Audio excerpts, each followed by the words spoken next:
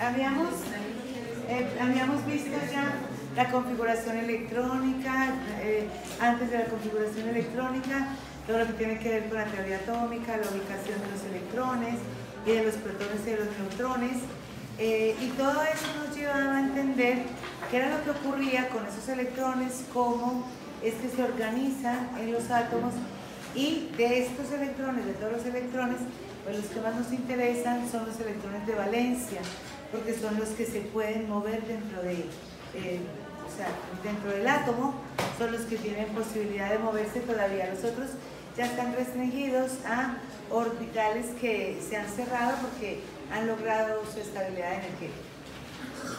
Entonces, en función de esto, se establecen los estados de oxidación, ¿sí? Los estados de oxidación que corresponden fundamentalmente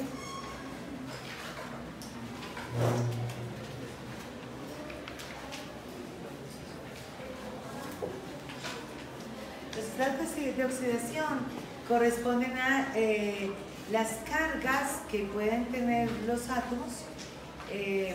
Se establecen arbitrariamente, están estrictamente relacionados con la configuración electrónica y tienen sentido de esa manera. Sin embargo, los estados de oxidación en realidad son arbitrarios, si bien resultan de la observación de muchos compuestos donde participan esos elementos y ver fundamentalmente cuál sería el estado de oxidación entonces que tendría. Corresponden a cargas positivas o negativas dependiendo de los átomos a los que se refieran, y hay unas reglas particulares para asignarlos. Estas reglas se deben entender y se deben atender en el orden en el que aparecen, es decir, van progresivamente. Esto es en caso de que haya necesidad de cambiar uno de los estados, de romper una de estas reglas, se rompen de abajo hacia arriba, ¿sí? La primera entonces será la última en romperse, y son 7 reglas fundamentales que no las aprendemos y resultan de mucha utilidad, sobre todo cuando vamos a ver enlaces. O sea, a partir de ahí, para comprender cómo es que se unen los átomos entre sí para formar compuestos, resulta de mucha utilidad. Además, posteriormente, cuando veamos reacciones de oxidorreducción, también se van a tener en cuenta estos estados de oxidación. Por eso es muy importante aprenderlos. Bueno, entonces, la primera regla de los estados de oxidación dice que el estado de oxidación de cualquier elemento en su estado libre, ¿cierto? El estado de oxidación, que lo vamos a nombrar de acá en adelante como estado de oxidación de cualquier elemento en su estado libre, es cero. Esto tiene todo el sentido. El estado libre es cero. Esto tiene mucho sentido si pensamos en esto. Por ejemplo, la forma en la que se encuentran los gases, el nitrógeno, el cloro, el flúor, el hidrógeno.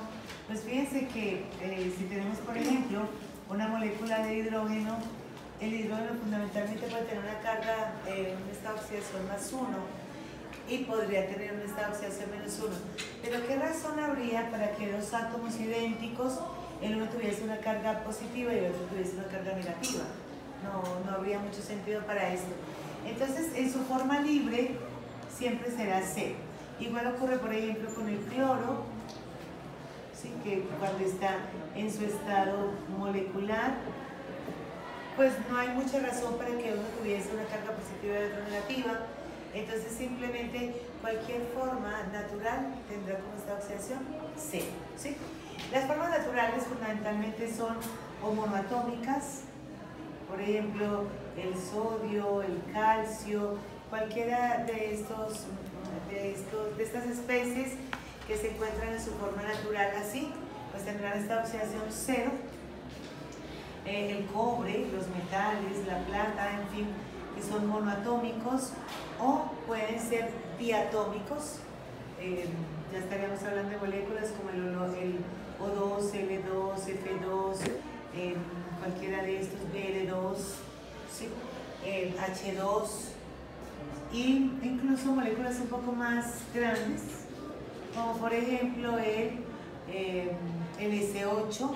El azufre se encuentra en su forma libre como octogonal, se encuentra como S8, el fósforo se encuentra como P4, de este habíamos hablado anteriormente. Entonces, cuando vemos que se trata solamente de un elemento o de un compuesto de este tipo molecular conformados por un solo tipo de átomos, el estado de oxidación es cero, independientemente de cómo sea. Por ejemplo, hay otra forma libre del oxígeno, que es el ozono 3, y también el estado de oxidación en ese caso es cero. La segunda regla de los estados de oxidación dice que la sumatoria de los estados de oxidación en un compuesto es cero, y en unión es igual a la carga del ion. ¿Sí? Y en el caso de un ion es igual a la carga del ion. Entonces, por ejemplo, si estamos hablando de un compuesto cualquiera, digamos HNO3, después vamos a ver que hay unos elementos que tienen estados de oxidación más típicos, entonces es más fácil asignarlos. Entre estos, el oxígeno tiene que tener aquí carga negativa porque está a la derecha, y la carga negativa del oxígeno, excepto en un cierto tipo de compuestos, es -2. Así que en este caso tendríamos que cada oxígeno es -2 por 3 oxígenos. Aquí tendríamos una carga de -6. El hidrógeno tiene una sola carga positiva, que es +1. De esta manera, la que hay que deducir es la carga del nitrógeno, que puede estar +2, +4, +5. El nitrógeno tiene varios estados de oxidación, y entre esos escogeremos uno que, al sumarlo con estos, nos dé cero, porque los compuestos por definición son neutros. Entonces, el estado de oxidación de este nitrógeno en este compuesto tiene que ser +5, +5 y +1 es +6, -6 es igual a 0. ¿Sí? De esta manera se determina cuál es el estado de oxidación. Por ejemplo, si tenemos estos dos compuestos, tenemos H2SO3 y H2SO4, fíjense que en cualquier caso haríamos el mismo ejercicio. -2, entonces tendría aquí -6, +1, así que aquí tendría +2, y este azufre tendría que estar +4 para que al sumarlo con el hidrógeno me diera +6. Este azufre entonces sería +4, y en el caso del sulfato entonces tendríamos que esto es -8, y en ese caso el azufre sería +6, para poder que cumpla con la regla de que la sumatoria de los estados de oxidación sea cero. ¿Sí? Cuando estamos hablando de iones, tenemos muchos iones muy comunes. Por ejemplo, este es el ion sulfito, y sabemos que es un ion porque queda con una carga, este es un ion poliatómico. ¿Sí? Y aquí haríamos lo mismo, tenemos -2 para el oxígeno, el que está en negro es la carga del ion, el que está en rojo es la carga del átomo en la estructura. Entonces tenemos 2 por 3, 6, tendríamos -6, entonces ese azufre tendría que estar +4 para que al sumar +4 y -6 me quede un exceso de -2. ¿Sí?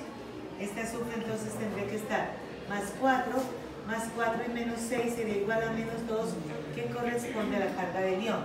Así funciona con cualquiera de estos. Si hablamos, por ejemplo, de este ion, tiene una sola carga negativa, entonces tendríamos que el oxígeno -2, así que aquí sería -4. Este nitrógeno tiene que estar +3 para que al sumar +3 con -4 me quede un exceso de una carga negativa. ¿Hasta ahí está claro? Sí. Ok. La tercera regla de los estados de oxidación dice que los elementos del grupo 1 tienen estado de oxidación +1. El estado de oxidación es +1. Y eso tiene sentido. ¿Recuerdan cuando veíamos tabla periódica que decíamos que los elementos que estaban entonces en el grupo 1 tenían configuración NS1. Cuando pierden este electrón quedan isoelectrónicos con el gas noble que los precede.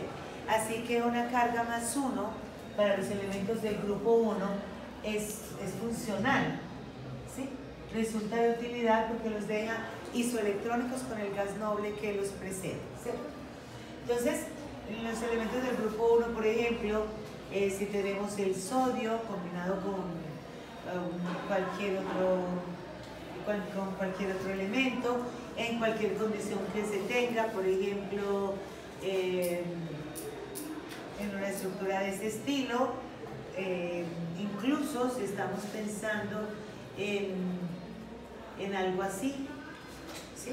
Independientemente de cómo esté ubicado y de qué tipo de compuesto esté formando, aquí estaríamos hablando de sales, podríamos incluso hablar también de hidróxidos, si tuviésemos, o de óxidos, ¿sí? Por ejemplo, en cualquier caso, el estado de oxidación de los elementos que encontramos del grupo 1 es más 1, es el estado más estable que tiene.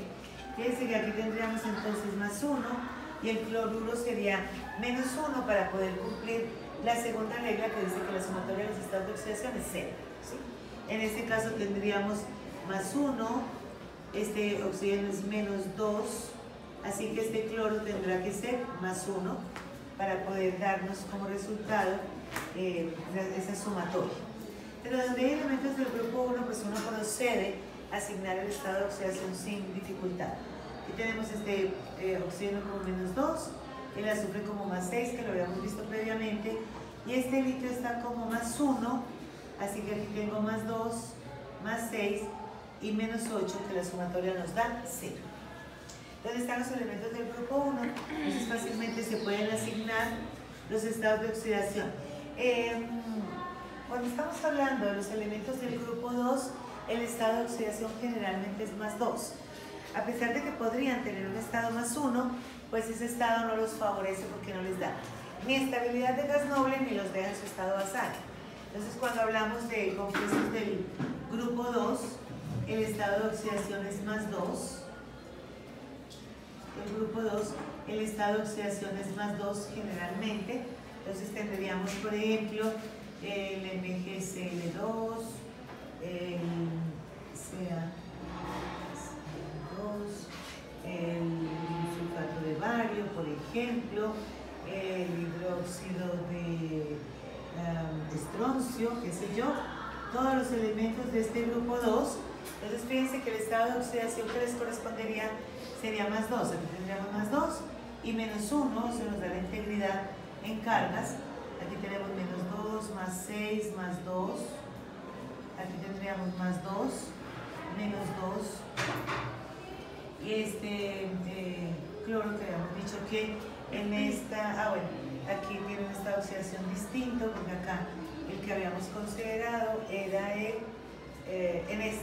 ClO, en este caso si tenemos ClO2, entonces tendríamos menos 2, esto sería menos 4, ¿sí? Del oxígeno, y este cloro tiene que tener un estado de oxidación de tal suerte que este quede con una carga menos 1, ¿sí? Entonces este cloro tiene que estar acá como más 3.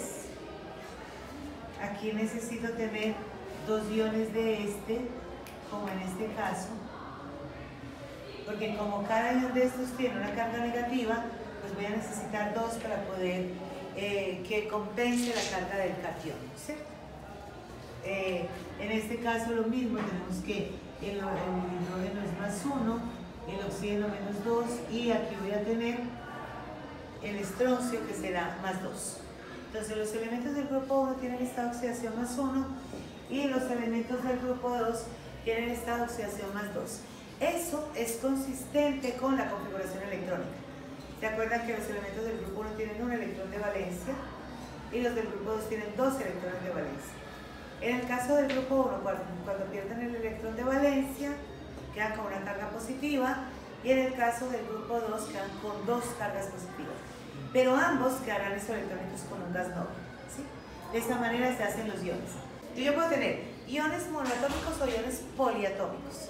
En el caso de los iones poliatómicos, pues cuando necesito tener una relación diferente a uno en uno, entonces ahí tengo que utilizar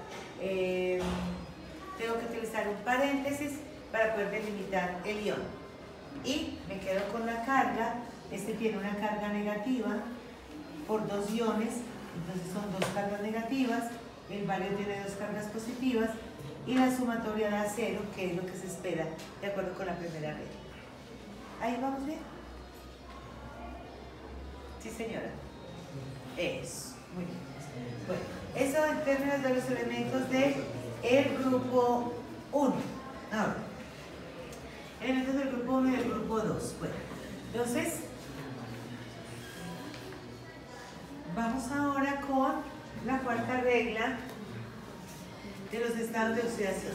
La cuarta regla de los estados de oxidación dice que el flúor en todos sus compuestos tiene carga menos 1. Eso también es razonable. El estado de oxidación del flúor es menos 1. Esto resulta razonable. Porque recuerden que el flúor, que está ubicado acá, es el átomo más electronegativo de la tabla periódica. Es muy difícil que admitiera entregarle los electrones de él a otro átomo, porque pues ninguno tiene más electronegatividad que él. Y de esa manera entonces todos los compuestos que hay con flúor, al flúor se le asigna la carga negativa. Entonces aquí tendríamos el flúor sería menos 1 y el hidrógeno sería más 1. Este es un compuesto que efectivamente existe. Si yo tengo, por ejemplo,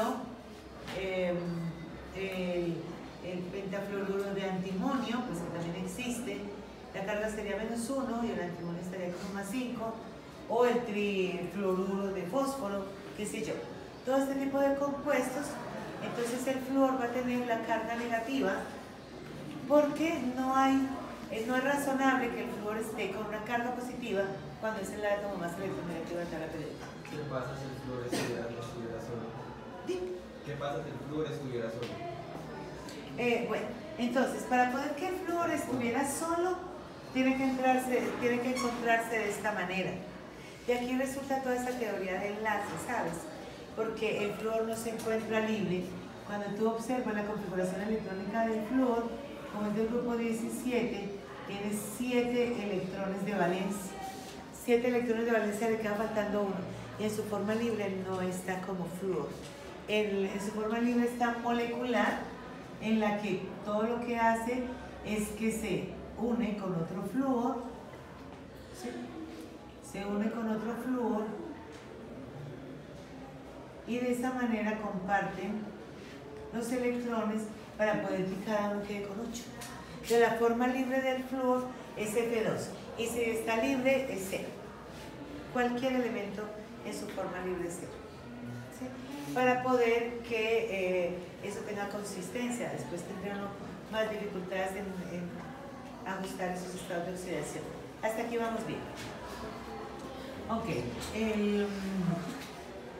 Entonces, la regla número 5 de los estados de oxidación dice que el hidrógeno en sus compuestos tiene estado de oxidación más 1. Ya esto lo hemos visto. El hidrógeno es más 1. Recuerden que si está solamente como H2, entonces será 0. Pero de resto, en todos los compuestos será más 1. Porque de todas maneras, pues el estado de oxidación, la configuración electrónica del hidrógeno, pues implica que sea más 1. Solamente tiene un electrón ahí que puede perder. Entonces, ese estado de oxidación para el hidrógeno es más 1, excepto en un tipo de compuestos que se llaman hidruros, que los más comunes, precisamente por eso se llaman hidruros. Precisamente por eso se llaman hidruros, porque ese hidrógeno tiene una carga negativa. Si nosotros recordamos, el hidrógeno en esta estructura tiene un electrón, pues todavía puede recibir otro electrón. Lo que pasa es que eso no es lo que ocurre más comúnmente. Pero cuando ha perdido un electrón, entonces será H+, pero cuando tiene un electrón de más será H-, efectivamente puede entrar ese electrón. Esos compuestos no son tan comunes. Por ejemplo, los observamos en este sentido. Tenemos, por ejemplo, hidruro de litio, hidruro de sodio, algunas veces un hidruro de otros de elementos del grupo 2 escasamente, que se utilizan eventualmente en algunas aplicaciones. Pero fíjense lo que va a ocurrir acá. Si nosotros asignamos los estados de oxidación, como sabemos, la regla número 3 dice que los elementos del grupo 1 tienen estado de oxidación más 1. El calcio entonces tiene estado de oxidación más 2, de acuerdo con la regla de los estados de oxidación 3, ¿cierto?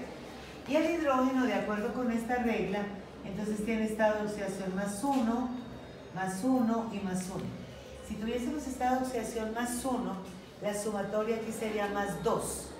Entonces sería un compuesto que me quedaría con carga y a eso atentaría contra la regla número 2. La sumatoria de los estados de oxidación en los compuestos tiene que ser 0.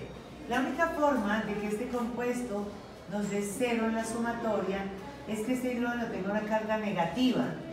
¿Sí? Cuando se le asigna carga menos 1, ahora sí tenemos los compuestos y estos compuestos tal cual existen y se utilizan. Entonces el hidrógeno, cuando está combinado con elementos del grupo 1 o algunos del grupo 2, pues forma iones en los que ya tienen carga negativa y en ese caso se llaman hidruros. Estos compuestos se llaman así precisamente porque ese hidrógeno va con carga negativa.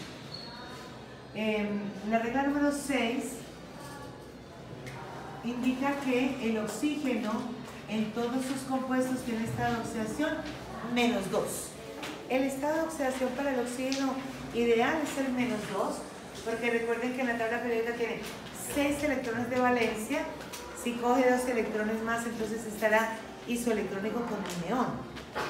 Así que con 2 electrones más ha buscado 8 electrones en su último nivel y queda supremamente bien. Eso le da una estabilidad.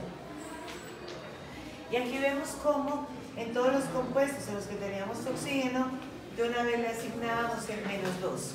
Solamente hay un par de excepciones, ¿sí?, en las que se consideran un tipo de compuestos especiales que se llaman peróxidos. Aparte de eso, hay otro poco de especies reactivas de oxígeno en la que ese oxígeno puede tener otros estados de oxidación. Pero nosotros vamos a llegar hasta poder nombrar bien los peróxidos. En los peróxidos nos va a pasar lo mismo. La diferencia que tiene fundamentalmente es que en los peróxidos hay un enlace peroxo, hay un enlace oxígeno-oxígeno sencillo. El enlace que hay presente acá es un enlace doble, mientras que en este tenemos un enlace de este estilo que se llama un enlace peroxo y en ese caso el estado de oxidación del oxígeno no es menos 2 sino menos 1. Entre estos, el más común, el que todos conocemos bien, es el peróxido de hidrógeno o el agua oxigenada. ¿Recuerdan? El agua oxigenada, que la fórmula es H2O2. Fíjense que si empiezo a asignar esta oxidación tendríamos entonces menos 2, esto sería menos 4, más 1, esto sería más 2, más 2 y menos 4 me da una carga de menos 2. No es posible, así que tengo que ajustar uno de los dos estados de oxidación. El estado de oxidación del hidrógeno está establecido en la regla 5 y el del oxígeno apenas lo vamos a establecer en este punto. Entonces, en esa medida cambia ese estado de oxidación del oxígeno y lo vamos a dejar como menos 1 para poder cumplir la regla 2, en la que se establece que la sumatoria de los estados de oxidación nos dará como resultado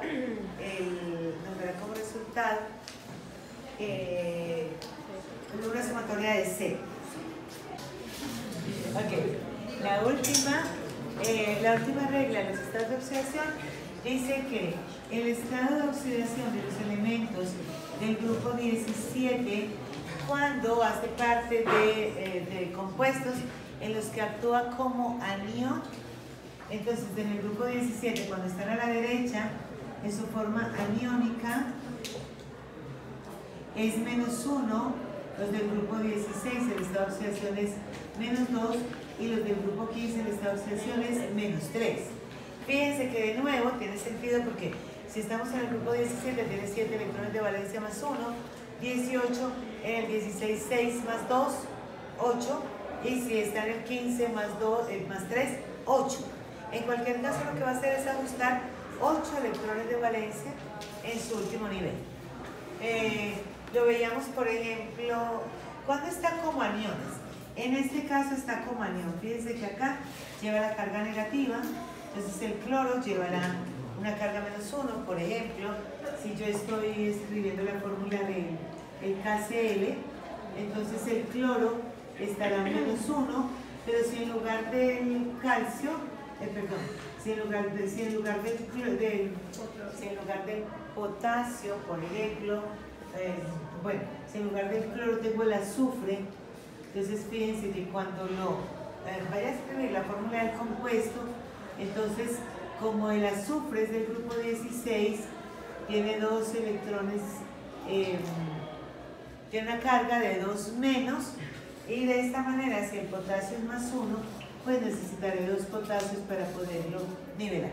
En el caso de los elementos del grupo 15, que son los que tienen la carga más grande, el que lleva generalmente la carga -3 es el nitrógeno, y en ese caso se llaman cloruro, sulfuro y nitruro. Es decir, cuando van actuando como aniones, tienen la terminación uro en sus nombres. ¿Sí? Igual ocurre con el hidrógeno, que cuando tiene la carga negativa, entonces ya se llama hidruro.